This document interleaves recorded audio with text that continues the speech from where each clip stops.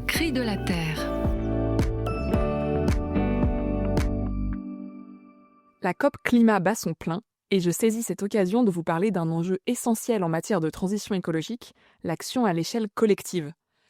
Les changements de comportement individuels sont indispensables, mais ils ne suffiront pas. Nous avons aussi besoin de modifications en profondeur de l'organisation de notre société. Ce sont des changements structurels qui nécessitent une action collective dans la sphère politique et la sphère économique. Une étude très intéressante du cabinet Carbone 4, qui est intitulée Faire sa part, montre qu'en matière de réduction de l'empreinte carbone, il y a 25 à 50% de la transition qui dépendent des individus et 50 à 75% qui sont entre les mains de la puissance publique et du monde économique. Nous avons par exemple besoin d'ouvrir de nouvelles lignes de train, de développer une filière européenne de fabrication de batteries pour les voitures électriques, de construire des pistes cyclables pour se déplacer à vélo en sécurité, ou encore d'inciter les entreprises à proposer des produits durables, réparables et recyclables. Ces changements structurels passent notamment par des décisions politiques, aussi bien à l'échelle locale qu'à l'échelle nationale ou internationale. Nous avons par exemple besoin de réorienter les investissements publics et les taxes, d'aménager le territoire pour réduire la dépendance à la voiture, ou encore de favoriser les transformations de l'économie, par exemple vers l'agroécologie ou les énergies renouvelables.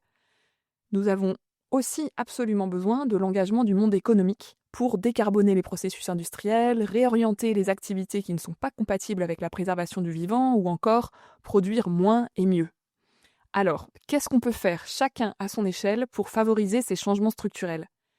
Si on fait partie d'une communauté chrétienne, par exemple une paroisse, on peut proposer de rejoindre le label Église verte ou de désinvestir des énergies fossiles en cédant des kits que propose le collectif Lutte et Contemplation et le mouvement Laudato Si. On peut agir par notre vote, en prenant au sérieux le critère de l'engagement écologique quand nous choisissons des candidats.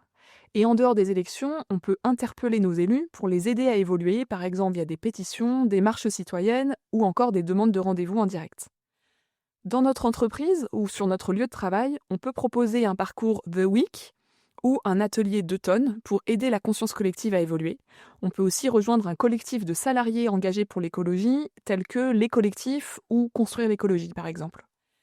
Vous retrouverez ces pistes d'action et quelques autres idées dans notre fiche éco-jésuite Agir à l'échelle collective sur le site jésuite.com ou dans notre guide pratique de l'écologie intégrale. Sur ce, je vous souhaite une bonne semaine et je vous dis à très bientôt.